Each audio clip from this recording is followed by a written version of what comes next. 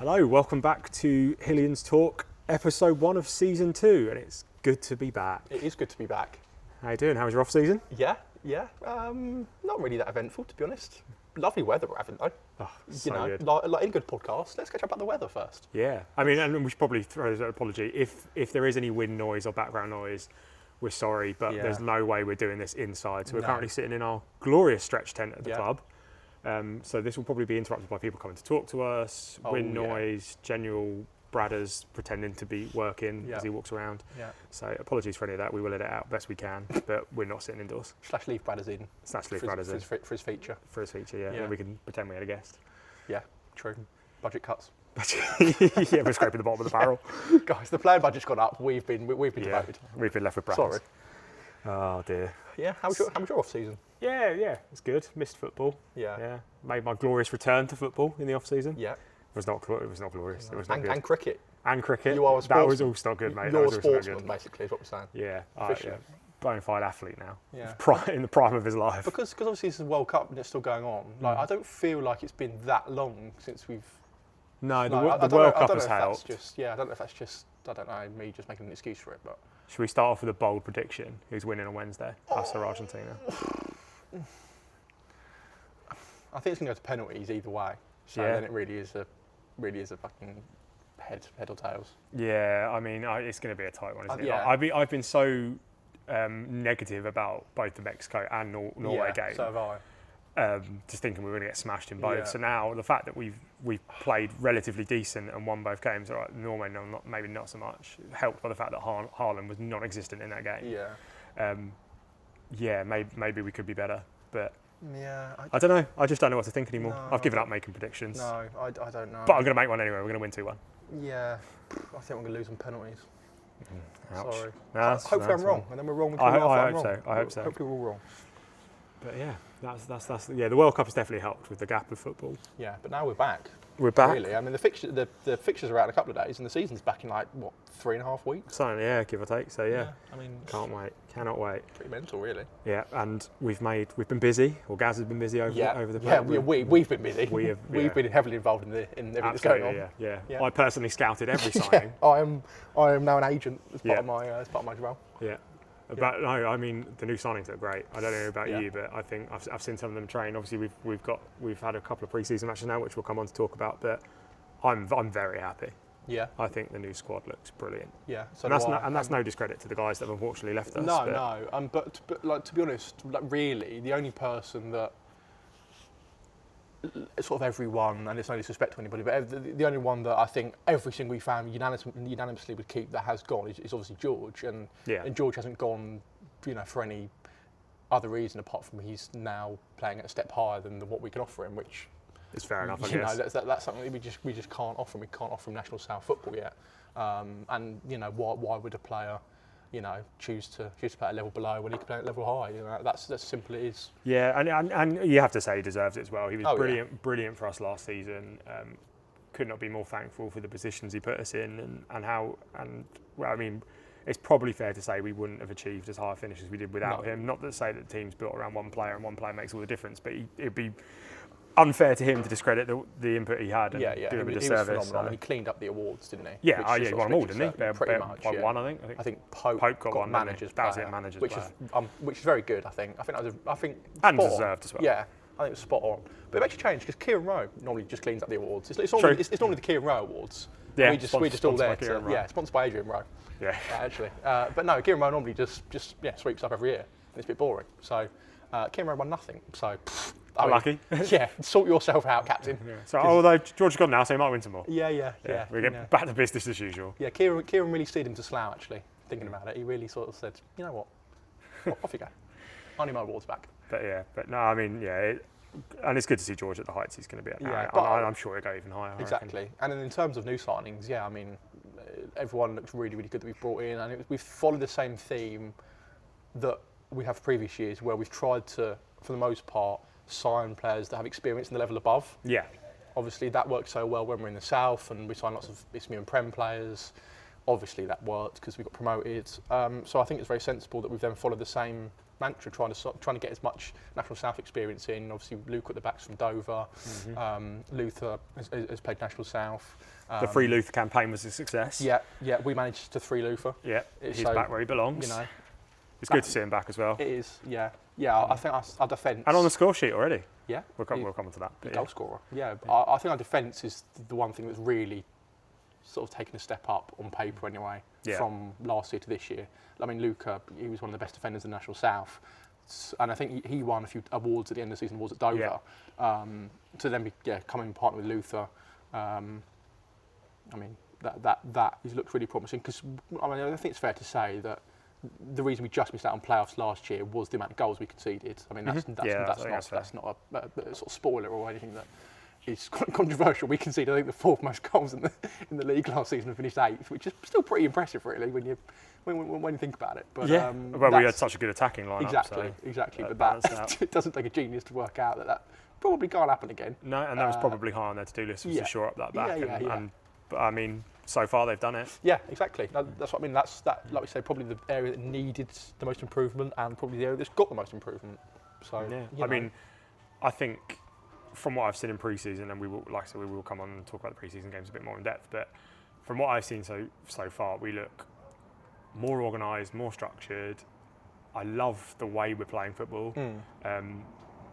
Again, I guess I always talk as if I've got the best seat in the house, but it's not like you guys are much further away from me on the pitch. But listening to the chat on the pitch has been so good to hear the way they're communicating, the way they're pressing, the way that they have a plan every game, and it seems to be working. Like, I love how high we're pressing. Yeah, it's certainly a pleasing start. It's obviously Gary's got a very strict sort of way he likes to play football, which everyone sort of buys into, and that's the big thing, right? When new players come in, everyone has to play. Gary's way. Everyone has to pull their weight. Everyone has to play the sort of style that he wants and sort of visions the football club to play. And so for it to be sort of already taking shape, just like 3 games into pre-season, is really encouraging. Certainly, again, just off sort of name and just off what I know about them, I certainly am most excited about Joel Daly from Whitehawk. I've been saying about this guy for quite a while. I remember you saying when his signing was announced, you were very happy. Yeah. From my sort of Ishmael nerd knowledge, I know about Joel Daly. I remember when we went to play Whitehawk last season and we lost, unfortunately, but it was a terrible pitch. It was a terrible game, and it was just. And Joel Daly, one of their centre halves got replaced, injured, and Joel Daly went and filled in at centre back against us, and he was against Ben Pope, and he was against George Vorster, and Joel Daly's not a centre back. He's not that tall, but he just was so good. He was just so comfortable. Pope didn't win a header, I don't think, against Daly, who's probably smaller than him. He was just, he's one of those players, he's a bit like Rowe, he's one of those players that you don't really notice him, like doesn't score loads of goals, he's not going to, get loads of assists, but he's one of those Kieran Rowe type players. Yeah, that's the best solid and consistent. I can sort of tell him to people that don't watch him, he's very similar to Kieran Rowe, which, I mean, he's obviously very, very good. So really excited for him. I think he's a top player. I've mentioned Luke already, he looks fantastic. And it's like you say, really, really pleasing so far. Yeah, I mean, I've really liked. I agree with Luca and Joel, but I've seen Brad Barry. I've been really impressed with so far. I think he looks strong, calm on the ball. Obviously, brings that level of experience. Nicky Wheeler, I think, looked great. Some of his ball work down that line against. Against Stenick? No, it wasn't. No, Stenick. it was against the game before he scrinsted. Watching him come down that line, and some of the balls, the quality of the balls he put into the box, the way he beat players, the way he held onto the ball, I thought was fantastic. Yeah. It's so good to see Nicky Wheeler back, because obviously there were people listening to this that remember Nicky Wheeler from way back before. Back in the day. Before I was a fan, I've never seen Nicky Wheeler in the flesh at the Hill, but I know about Nicky Wheeler because he was from the same time as Dan Perry originally and Greg Lure and the successful sort of Ian Chapman days. And that sort of class of quality. Yeah, and this was like 12, 13 years ago. So he was very, very young then, and he's now not so young now. But just, you mentioned that, I remember watching him and he beat his man every single time in the Switzer time. Just nothing, he's not the quickest anymore, he doesn't, he's not like a Vorster where he's just so skillful at what he does. He keeps the ball so close, he's so under control of it. It almost gives the illusion of pace because he's so good at getting around players. Exactly. And I think his delivery into the box, like, is going to be paramount, especially with some of the sort of the bigger centre backs and midfielders that we've got now. Yeah, I mean, think about you mentioned those type of people, but imagine someone like Pope, right? Yeah, I mean, who's we know aerial what Pope's game is. Yeah, beyond belief. Get the ball in the box and put it on a plate for Pope. Obviously, feed the Pope and he will score. Exactly. Obviously, where George did that last season, but I mean, Pope must be delighted that someone like Nicky Wheeler's come in to give him the service like that. So, yeah, I mean, Nicky Wheeler, what a coup! What a coup! And what a coup that is. Who else have we mentioned? Josh Rosaki, yeah. I think he's been impressive so far. I think he's really calm and collected on the ball. I think he's going to be really good. Yeah, I don't think he's got the National South experience, but that's fine because he's very experienced at this level. Still young enough to go through the leagues. I think he was one of Hashtag's better players last season. I know Hashtag were not the best team last season, but there was 2 or 3 from there that stood out, and I think he was definitely one of them. Yeah, for sure. Very much a set piece specialist as well. Yeah, he came close to that free kick. Yeah. He screened still, I think it was. He came close anybody to that like that, because we don't really. Obviously, Boxy probably, but obviously Boxy's not around for the time being, which is recovering. Not yet. Like, we don't really have like someone that springs to mind and goes, "Oh, get him on." Nicky Wheeler probably takes a mean free kick, but again, but to have someone like that, but left-footed as well. Yeah. It's always nice to have a left foot, right foot combination on like corners, like in swinging. Things like that. I think Gary's that bit of variation as well. Like gives us another outlet. And he's just very solid. I think it's probably similar to Hamish. Just very good defender first and foremost, and then there's obviously going to benefit going forward as well. Yeah. So I mean, again, that's probably the sign I think that interests me the most because I can sort of a bit left field, wasn't it? Yeah, that's sort of what I mean. I can sort of pin. Connections with players sort of here and there, and some are Sussex-based, some have played in Sussex, some have been former teammates of certain players, etc., etc. But Josh is probably the one that I don't know, but I can only imagine Gary's probably seen him when we played against Hashtag, and probably seen him in some other games. Maybe he's watched as well and gone, just had him noted down as somebody that he'd love to have a chat with about coming to the club in future. And I don't know, but I'd imagine that's probably how that come about. Gary just probably. Really been impressed by him in the games against Hashtag, and it looks very good. Yeah, I'm certainly glad to see him here. Again, he's been impressive. I mean, and I think we've said this before, but they've all been impressive, and all the new signings we've seen in pre-season. Johan as well, who we haven't touched on, but I think he's been fantastic. Looks really good on the ball. Looks really good going forward. Looks really good going back. I think the only one we haven't really seen yet is Shamir. I think he's carrying a bit of a knock, but hopefully we'll see him might be soon. back today, don't know. Hopefully. Possibly. Yeah, I know because I know he's in the warm-up on Saturday, so he's certainly close. Yeah, I mean, I'm really looking forward. I mean, obviously he came from Horsham, right? And he was again, National South side. Yeah, he's scored a hatful of goals for them. He's going to be very good. He is very good. Yeah. Hopefully he's up and running. I think he will be by, if not today, as we're recording this now just before our pre-season game against 7-8. Yeah. I think he'll be back by the time the league starts. I think it'll be good for the season for sure. Yeah. And then we've got all the returning players that we've kept. Yeah. Like Rowie, Glenn, Welps. Box obviously, but he's injured. Hamish is obviously brilliant always. Rocco, good to see Rocco stayed. Still no professional clubs gone for Harry Lawson, which is a good thing for us. Yeah, I still question it. I'll still publicly say I'm not really sure. Why nobody's coming for Harry? I mean, because we've slapped a ridiculous price tag on him and no one can have him. Yes, we're actually holding him hostage, guys. Yeah. That's why. No, Gary probably listening to this. Harry Lawson is ours. Just stop saying this. Don't chop Harry Lawson off. Oh yeah, sorry. Yeah. Who's he? It baffles me that clubs haven't sort of officially come in for Lawson. Yeah. Because I know scouts have been in watching him because you sort of hear talk and he's obviously of that age where. National League and League 2 clubs sort of come and take a look. But hey, nothing yet. Which, another season here with us, another season for him to grow, another season for him to be one of the best midfielders in the Isthmian League, really. Yeah, and he's already looked great in pre-season as well. He's already got an assist to his name. Yeah. A good assist it was as well for one of our under-18s, and it's great to see them coming through. So it was Gray Coleman who got on the end of the Harry Lawson's assist, I believe. Yeah. That's probably been the story, isn't it, so far pre-season, really? Obviously, new signings aside, obviously, but that's really, if we can talk about pre-season, that was probably what you'd summarise. Gary's really introducing a lot of under-18s, sort of getting them involved in the first team setup and things like that, and they've really impressed. They've all looked impressive. I could none of them have been like, No, okay. none of them looked out of place. Yeah, exactly. That's a great way of describing it. None of them looked out of place at this level of football, at senior football. Obviously, some of them have done it before. Yeah. Have stepped up before, like the likes of Luca and Jake King.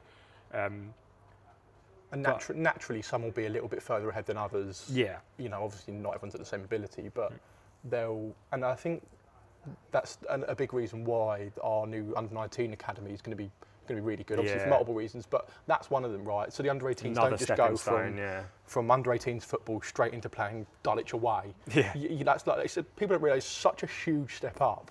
And obviously, it's still going to be a massive step up from under-19s football to that level, but at least it's going to be another year in their development. At least it's going to be another year for them to get a little bit sort of physically bigger, which is what under-18s struggle with, which isn't their fault, but it's obvious that that's a sort of weakness of theirs. So I think that's going to be really good. People like Luca, people like Jake King, although Jake King's probably a little bit more involved with the first team now. So I'm really impressed with, not to just single out one person, but just somebody across all the games. Young Thomas Sekia on the wing. Oh yeah, he's looked quality. He's really good. I think there was one game, it was Nicky Wheeler on the left and him on the right, and he was just, he's Grinstead. He was just matching what Nicky Wheeler was doing on the other side, just beating his man, getting the ball into the box for Pope, just direct. And it's funny you should say that, like, because that dynamic I really love is that we've got a lot of youth coming through, but we've got those senior players that have got experience at such a high level, like not only the new signings like Brad Barry, like Nicky Wheeler, but the likes of Whelpdale as well, who's played at a high level. Glenn. I mean, they're going to be such a good influence on those under-18s. I'm not sure we call them under-18s now, but on those younger, newer players that are still sort of making their way into men's football. To have that kind of experience and knowledge on the pitch with you to help you through those games must be invaluable and is such a good setup, I think. Yeah, for sure. And clearly works really well. Yeah. Clearly, because we've had great results so far, and I really like it, and I think that's a great setup and a good tactic from Gary there to balance those kind of dynamics out. Yeah, and I think it's really, really good. I mean, look, let's sort of be realistic. When we get to the first game of the season, I don't expect sort of 5 or 6 under-18s to be in the first team squad. But what it is going to do is two things, really. It's either going to set them up to go and play, if they want to, first team football on loan somewhere, somewhere local, maybe a county league, or maybe even an Ishmael South club, to aid their development, to get them playing men's football week in, week out. Or it's going to, if we get a bit of an injury crisis, or if we get a bit of a suspension, or this, that and the other, it's going to allow us to bring in one or two, to maybe sit on the bench, or maybe come in and fight for a place. It's going to still make us have a competitive squad every week, that we're not sort of bring three or four subs along. It's that safety blanket of knowing that we've got that. Again, we have that, which we had last year. We have that depth if we need to. Yeah. I'm sorry, we didn't mention, because he wasn't in the sort of original crop of under-18s we mentioned, but obviously Jake Rhodes has filled in for a couple of times now, so Rocco's carrying a little bit of a knock, should be back soon. But obviously we had the trialist goalkeeper for our first pre-season, who, apologies, whose name I cannot remember off the top of my head, but we've had Jake for the last couple of games, and I think he's been great as well. I think he's looked really good, kept a clean sheet in his first one. Only conceded the one against Stenning. So I think he's looked good. Yeah, I was talking to people at the last game about Jake, and the best way that I was describing it to people is that I've not really noticed him, and I mean that as a positive thing, right? I've said a lot of stuff on the podcast before about goalkeepers and various different ones, and sort of how many times that we've been sitting here talking about goalkeepers, but the one thing you don't really want from a goalkeeper is to be sort of sat here talking about them and this, that and the other, because if you're doing that, it's either two things: one, they've made a mistake, or one, they're really, really busy, which means that we've not defended well. But you want your keeper just to keep it simple, and I think Jake Rose has done that. He just everything he's done has been first rate. Everything he's done has been professional. Just does what he needs to do. Goes about his business. Very unassuming. Very, very good so far. Yeah. And I don't get me wrong, aided by a quality defence that we've spoken about now in front of him, and a wealth of experience. But from when he has had to do some bits, which hasn't been a lot, because we have played really well in the pre-seasons, he's covered himself in glory. He's done the job. So again, and that's the mark of a good goalkeeper, isn't it? You could be quiet for 80 minutes of a game, but then when you're asked to do something, you do it well. Exactly. And he's done that for by and large. Yeah. Sending goalkeeper probably could have done it with a few lessons from him, because there was a few howlers there. I know only one actually from him really, pass out, and then the other one was the defender. But yeah, we'll come on to the Stenning game. Yeah. But that's probably a nice segue into I'd like to talk a bit more in depth about our pre-season games. Professional. Professional segue. Yeah. It's actually just quality. Didn't plan that earlier. He's got a script actually. He's looking at right now. Yeah. I wish I had a script. It'd make it so much easier. No, Roffey. Roffey. Our first pre-season game, seems like a while ago now. It does. Yeah. It's been nice though to have Saturday, Tuesday, like 4 games in the space of 2 weeks. Yeah, it just gets everything back up and running again. Hit the ground running. But yeah, Roffey, 3-0, good, just what you want to start. They obviously play a couple of leagues below us. So, yeah. I mean, it would have been a slightly shaky start to pre-season if we had lost. Yeah. There would have been some clamour online. Some raised eyebrows there, but. The Reggie Ward show, I think, is what I remember Roffey for. Yeah, 100%. Gary's masterstroke of getting Reggie playing as number 10, which every fan has been crying out for and is very happy with. I appreciate Gary mentioned in his last interview that perhaps we're getting a little bit carried away by his goals and assists. And maybe Reggie should do a little bit more of what Gary's asking him to do. Was the tone I got from his last interview. But even so, I'm pretty sure Gary's still probably very happy with the contribution that Reggie's making. But maybe fans are getting slightly too carried away. But but that's what we're here for. We're here to stoke the fans' imagination. But hey, look, I mean, all we can judge him on is the game so far, and I mean, he's been superb. 2 goals, including a diving header for Reggie. I mean, that has got to be up there. That was not on my bingo card for this season, and already it's happened before the season's even started. So that is sensational. But that's really, really good. Him and Pope have probably looked 2 of the liveliest in pre-season so far, which is very pleasing. Yeah, I think Pope's looked excellent. I speak very highly of Pope all the time anyway. I think he's a quality player. He's a quality player for us. Really, really nice bloke. And I think in pre-season he's just looked to continue his fine form. He was good form last season, and I think he looks like to continue that, if not even better, because he's looked very lively. Yeah. Handful player, and I just love how his effort. Not that anyone does this really. I was going to say like his effort in pre-season is just as much as it is in an actual league game, but actually that would be a bit of a disservice to the rest of the guys because I think all of them are like that.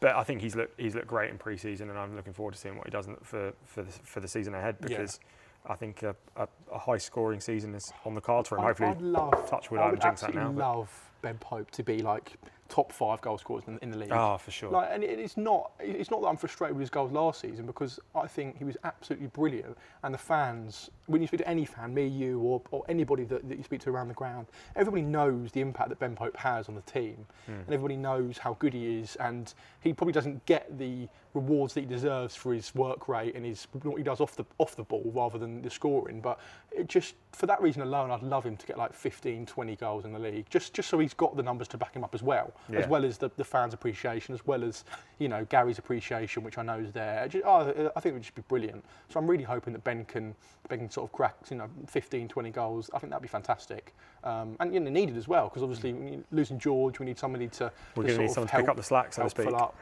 for those goals. But yeah, I mean Pope. Yeah, Pope is very, very. We're very, very fortunate that Ben Pope's still a Hillian. Yeah, very, very. I'm very happy. Very happy. So yeah, Roffey 3-0, good win. Yeah, that brings us on to East Grinstead. Another 3-0 victory. Nice to keep things nice and simple for us. Yeah, at this point, I was really hoping we'd go the whole pre-season without conceding a goal. That was my aim, and then they got ruined in the first half of the Stenning game. Damn you, Brannon. We'll talk about you in a minute. Yeah. East Grinstead is an interesting one because obviously, I think it's very fair to say they had a diabolical season last year. Yeah.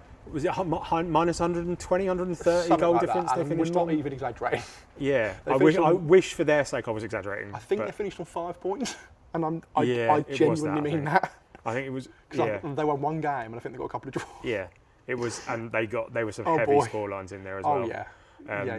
Because for the last 10 games, they literally just played the under-18s. Yeah. And my God, were they allowed to slaughter? Yeah, bless them. Yeah. But they're not that now. But they're not that now. They're not that now. Obviously, we beat them 3-0, and we would expect to. But they've obviously had some investment. Yeah. They've brought some new players in, and they looked all right. They look like a good side. They look like a side that will be comfortable in the league they're in. I think.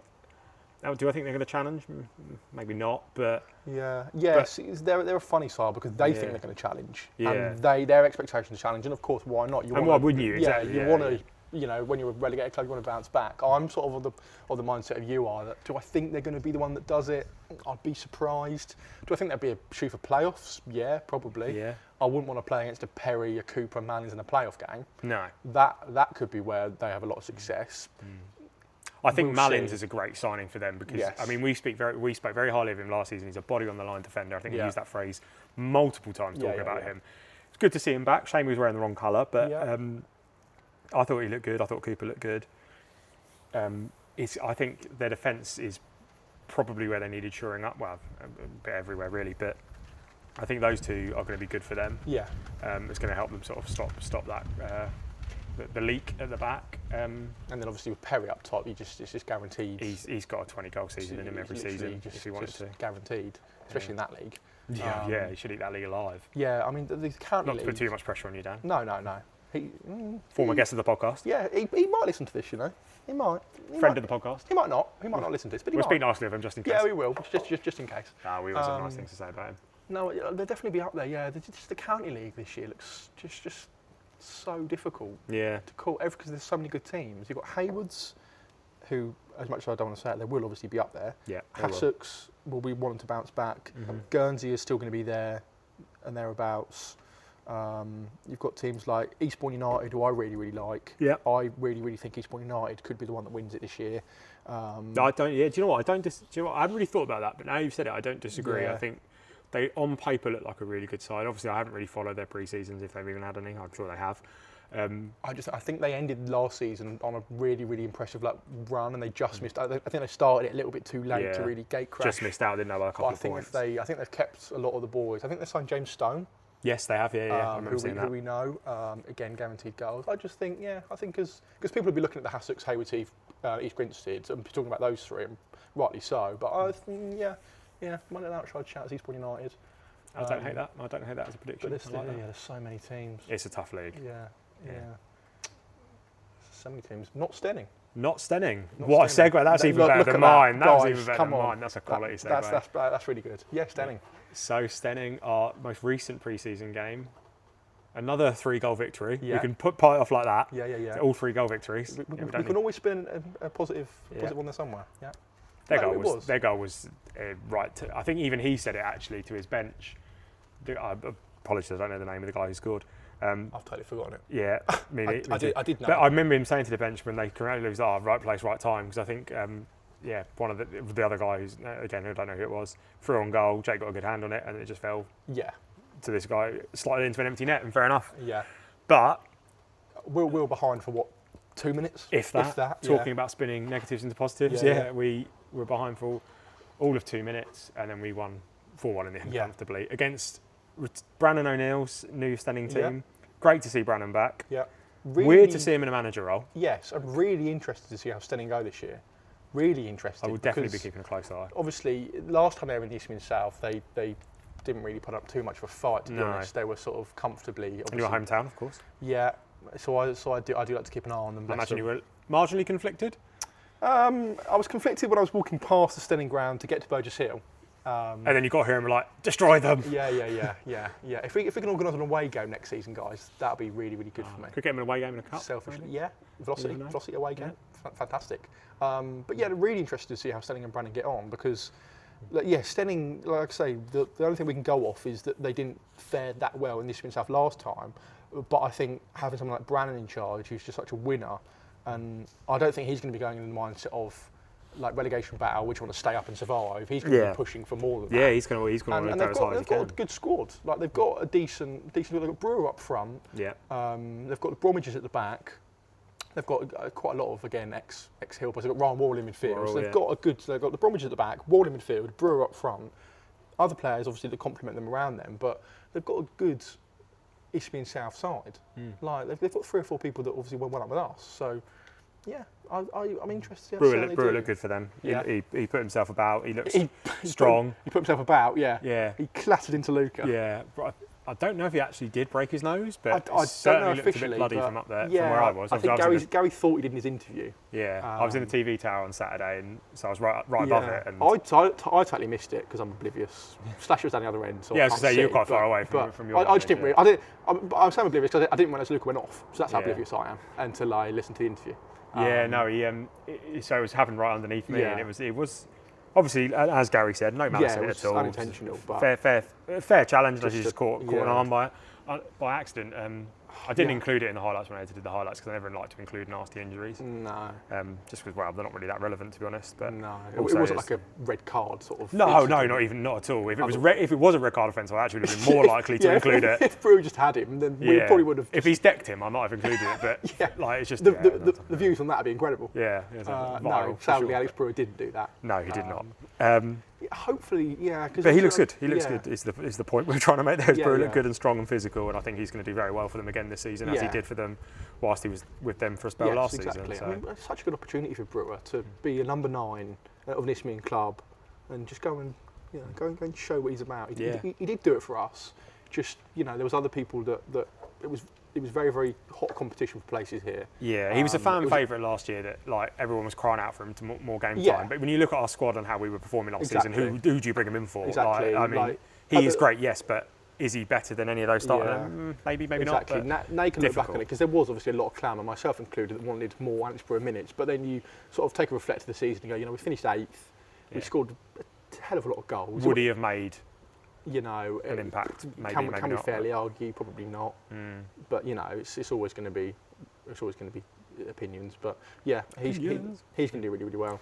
Yeah, interesting to see how Stenning do. Yeah, I'll be keeping an eye on it. Like I say, it was a bittersweet to see Brannan back, not in our colours, but listening again from where I was, my vantage point, obviously being right next to the managers. I was really impressed with his chat on the bench, his cool head. So I know it's pre-season, so you're not going to get too amped up. I wouldn't have thought. It's a really good first job for him as well, I think. Yeah, I agree. Really good. But Tough, the way he managed the team, the way he spoke to his players, the way he sort of marshalled his back line, I was really impressed with him as a manager, and I really hope it's a sign to come. And you know me, I'm very tunnel vision when it comes to non-league football. I'm not like you. I don't have the stat base. I'm very much Burgess Hill focused. If it happens outside of Burgess Hill, I don't really notice it. However, I will, I think, this year keep an eye on Stenning and specifically on Brannan, just because I got on really well with Brannan when he was at the club. Obviously, still getting on with him now. He's a really good guy, and I really hope he does well there. And I think it's a great first job for him. Yeah. And I think he's got a very prosperous, bright career in management. Absolutely. I'm looking forward to watching it. Yeah. Blossom, if that's the word. I think it is the word. So yeah, happy days. And yeah, a 4-1 victory, take that. And I think, as by design, we step up in difficulty in the games. Yeah. Stenning being obviously the toughest opposition we've faced to date. Now with Sevenoaks tonight, segue. Again, probably another little step up. Yeah, I think that's fair. They're more an established side in that league. Exactly. Yeah, they're more established. Yeah, so will be a challenge tonight. Now you'll have to help me here, because as I've just demonstrated, I don't really know Sevenoaks that well as a team, other than the fact that I know they're established in that league. They've been in that league a while. I think it will be their toughest pre-season game to date. Yeah. And I still have high hopes and confidence. I think I have absolute faith in this team and the squad that Gary's put together. So it'd be interesting to see who he plays tonight. I did notice that actually, just the reverse a little bit, in Stenning there was a lot less change in the team at half time, for example, than there was against Roffey or East Grinstead. Yeah. Whether or not it was intentional, I don't know. Tactical or enforced, who knows? Yeah, I think it was intentional. Yeah. I think, just going off what he said in his post-matches, he did say that he's going to start trimming the squad down sort of little by little to get it a little, because there was only 16 involved on Saturday, and that's obviously going to be the same for a league game. 16 involved. There's still sort of 4 or 5 under-18s, but I think still a good mix. Still a good mix. Yeah, of players, I think as we sort of get closer, sort of game by game, we're going to see less under-18s. And more first team, as it's going to turn into more of a sort of first league game type feel environment. I expect the squad we put out against the likes of Dover, Croydon, to be a bit more of what we expect on the opening game of the season, for sure. Yeah. But I think there'll be a similar. I think team-wise, I could be completely wrong, and I'll be happy to prove that. But I think team-wise tonight, we might see a similar sort of. I'd imagine so. To against Sevenoaks than we did. Because the only person, obviously, we mentioned Sham. Sham's got a knock. Yeah. He will be back. Maybe tonight, maybe Saturday. Who knows? I think he's quite close though. Like I say, he was involved in the warm-up and stuff, and being put through his paces by Ben or Chloe at the weekend. Yeah. And Martin out there doing a few bits with the warm-ups. Good to see him out there on the pitch. Martin is everyone's favourite Labrador, bless him. He wants to be running after the ball. Yeah, but he's told to stop and sit. Yeah. He's not allowed. He's there. But it's good to see him out there being involved. Though, it is. Yeah. He did an excellent job of moving that goal. Yeah, it's good to make fun of him still. That will never change. Yeah. He is still chief cheerleader. Chief cheerleader. Yeah, it's good. Surprised they weren't using him to demonstrate Chloe's new stretcher on the pitch before the game. Which I did tell him. Martin, I think Chloe told him as well. He will be running soon. No squad soon, bless him. Yeah. But he said he's looking forward. He did a quick interview on socials the other day, and he said he was really looking forward to getting back. Yeah. That's what he's most excited to. Yeah, I don't blame him. I mean, all jokes aside, his recovery sounds like it's going really well. Yeah. There's been no setbacks so far. Everything's going really, really well. You know, when it happened, we sort of said that's been out for about a year. It's going to look a lot sort of 10, 11 months. So he's doing everything he can. Hopefully, sort of December time, we'll see Martin Box back, which still gives him the second half of the season to really sort of impact everything. It's going to be a massive boost for us. It'd be good to see him when he comes back. I'm sure Katie can't wait to get him out of the house and get back players to give himself some free time. Katie's really, really pushing him in his rehab, I'm sure. Yeah, please do more. Please get out of the house. Please get out of the house, yeah. I was going to say something, and I can't remember what it was now, because I've called Martin a chief cheerleader, and it's just made me laugh. I was going to say something, probably about Sevenoaks, but I can't remember now. Oh yeah, Sevenoaks, that's a game that's happening in less than 2 hours. Yeah. Hour and a half, actually. As I'm seeing people put cones out for Sevenoaks. Sevenoaks are quite a good side. I like the manager a lot, Marcel. I really like the manager. I've said it before on the podcast, I remember. I think he's really, really good. He plays football similar to us, likes to get the ball down, likes to play. He's not really a Kent manager, even though Sevenoaks are Kent, because Kent teams usually just lump it and throw you about and elbow you in the face. That's Kent for me. Sevenoaks aren't like that. They actually get the ball down and play. They're a good footballing side. They're a good footballing side. For sure. It will be our toughest test yet, I think. But this obviously, heat's not going to help. It's still hot now. Yeah, it's still hot now. 6. But it'll still be warm then. I still fully expect us to get the win. Yeah. I think I was just going to say, who else haven't we seen yet in pre-season? Obviously, Rowie has been away. I think he's back this week. Yeah. I know that from my calendar of headshots of people I still need to take. Nice. Nice. I think he's actually. I think he might be here tonight, but I think he either landed yesterday or today. Yeah. I think he's probably back in the squad at the weekend. Inside knowledge. He's penciled in for Thursday. So, Ro, if you listen to this, do your hair on Thursday. Yeah. Make yourself pretty, mate. Yeah. Because your goal gift is always used, Kieran. Yes. Yeah. Oh, yeah. We need to do one of those. Yeah. So get ready. I will be collaring him. No, I think obviously Rocco, Sham, we've mentioned, Rowe is back. Glenn was back at the weekend. Yeah, and he looked great. He looked to slot straight back in, marshalling the middle as he does. I think that's it. I think. Yeah, and I just as I've just seen one of them walk past, we probably should touch on, and apologies that we didn't do this before. Obviously, there's been a lot of changes to the backroom staff. Yes. And I think we've made some massive improvements in that area. Yeah. Well, not improvements, sorry, that's harsh. Great additions. Levelling up. Levelling up. That's we're like levelling up. We're looking a lot more professional. Yeah. Even though obviously we are semi-professionals, we're not professional. But I always say we can be the most professional semi-professional team. Yeah. Like that's what makes a good team. Other clubs are doing it, and we've got more wealth more of talent staff now. Yeah. Like the Bens. Yeah. Ben Bacon, Ben Austin. Yeah. Valuable additions. Ben Austin as the assistant manager. I think it's going to do really well supporting LT and Gary. Ben Bacon, whose official title escapes me now, strength and conditioning, I believe. Coach, I was going to say as well. Yeah. I mean, Ben Bacon is a top bloke. Yeah, he's a really, really, really nice guy from the few conversations I've had with him. But what I actually, and just coming on to the professional notes, like obviously seeing the way we walk onto the pitch now, we're not just straight out the tunnel into our little huddle. We're doing, I mean, we did bits of this as well, but like we look very marshalled and very like, we've got the little drill set up even before we're half time. We keep some of them out at half time. Like that all looks not only very beneficial. And I know it sounds ridiculous, but that is a levelling up. That's those 1% that everyone talks about, right? Yeah, when you listen to any cringy podcast, everyone goes on about 1% in life and in work and whatever. That's 1% in the football pitch. Just doing that little bit more, get you a little bit more prepared as you're going out. Obviously, I'm sure he'll do a lot of work in trainings and stuff, like and after games with his like recovery and stuff like that. That might aid us a little bit more in the 1% in recovery and things like that. Maybe stop a few injuries here and there.